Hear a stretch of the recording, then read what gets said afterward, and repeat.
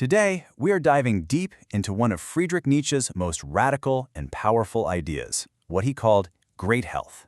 Now, this has nothing to do with your diet or your workout routine. Nope. This is about philosophy, about power, and about what it really takes to overcome. So let's just jump right in. I want to kick things off with a question that just cuts right to the heart of Nietzsche's whole project here. We tend to think of health as just not being sick, the absence of a problem. But what if that's totally backwards? What if real profound health is something that's forged in the fire of suffering, something you have to earn by literally conquering your own body? See, for Nietzsche, great health is so much more than simply not having a cold. That's just a passive state, right? He's talking about something active, something that's overflowing and dynamic. It's a fundamental power that changes absolutely everything. So here's the core of it, the main definition. Great health is a surplus of physiological energy. Think of it like a metabolic will to power. It's a physical, biological drive that's so strong, it gives you the fuel not just to get by, but to literally create entirely new ways of living, new values for the entire future. And believe me, the stakes here are massive. This isn't about just feeling a little better. This raw physiological power is the engine of a complete transformation. It's the very thing that turns a passive seeker of truth into an active commander of destiny, someone who stops playing by the rules and starts writing them. All right, so if this great health is so incredibly powerful, where does it come from? Well, here's the big twist. It doesn't come from a comfortable, easy, sheltered life. No, it's born from the exact opposite. It's a kind of alchemy, and it requires pain as its most essential ingredient. And Nietzsche himself, who, was plagued by horrible illness for most of his life, tells us this directly. He didn't just passively endure his sickness, he used it. He saw it as a pedagogical tool, a unique lens that gave him a perspective that healthy, so-called well-adjusted people could never, ever access. And he kind of lays out this process step by step. It all starts with enduring what he calls great pain. But you don't just suffer through it, you actively master it. You refuse to see your pain as some kind of moral punishment. Instead, you learn to turn every single no from your body into a resounding spiritual yes. And that is how you forge a truly sovereign, independent vitality.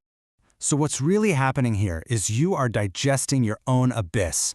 This whole process takes the heavy, worthless lead of pain, sickness, and exhaustion, and through sheer force of will, it transforms it into the shining gold of an unstoppable life force.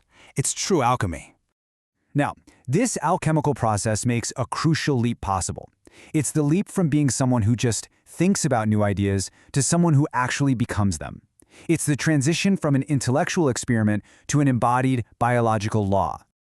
Okay, this slide really shows the critical difference. On the left, you've got the free spirit. This is a critical thinker who tests out new perspectives, who tries on different masks. It's an important but fragile stage. But then, empowered by great health, you get the philosopher of the future.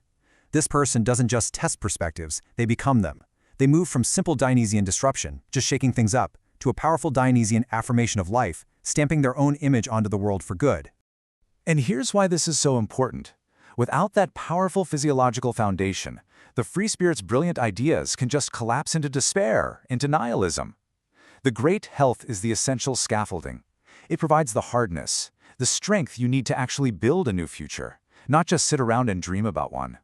So this new type of philosopher, the one built on this bedrock of great health, represents a complete and total break from the past. It's all about overcoming that traditional archetype of wisdom, the wise old man. Think about it. The classic wise old man. He seeks peace and stability through external things, tradition, ancestors, maybe a god or a guru. But the philosopher of the future, fueled by this inner fire of great health, lives in a state of self-created intensity and high tension. They don't need an anchor because their own body is the center of gravity. It's an overflowing fountain of meaning. And this brings us to the ultimate state, the absolute peak expression of this great health. It's a point where the individual becomes so full of power that they're less like a person and more like a force of nature. Nietzsche calls this the great noontide. It's the moment of the shortest shadow. It's when all the dark, repressed parts of your psyche, what Jung would call the shadow, are fully integrated. That split we all feel between our conscious will and our deep animal instincts, it just vanishes. You achieve a state of total physical and psychological unity. And I absolutely love this quote because it captures the idea so perfectly. The individual's inner power, their internal density, becomes so great that they stop just reflecting light from other sources, they start radiating their own. They literally become a sun. So when you reach this stage, creating things, giving your gifts, shaping the world, it's not even a choice you make anymore. It becomes a physiological necessity. This is that concept of overflow. The philosopher is so rich, so heavy with power, that they must discharge it. They have no choice but to bestow their energy upon the world. And let's be crystal clear here. This creative force, this giving virtue, is a sign of ultimate strength. It is the polar opposite of giving out of weakness or pity, like the decadence of the ugliest man. No, this is the generous, unconditional giving that only comes from a true overabundance of power. In the end, this entire journey from sickness to creator serves as the ultimate proof for one of Nietzsche's most famous and challenging declarations. Your conscious mind, your best wisdom, it's just a small tool. The real intelligence, the great reason, resides in your body, in its instincts, in its health, in its power. All of philosophy, he says, is really just a transcript of the body's condition. So I'll leave you with this to really think about. What role does your body play in your own life? Do you treat it like it's just a vehicle for your thoughts, something to be managed and pretty much kept out of the way? Or could it be, as Nietzsche insists, the ultimate source of your strength, your values, and your destiny, your very own great reason?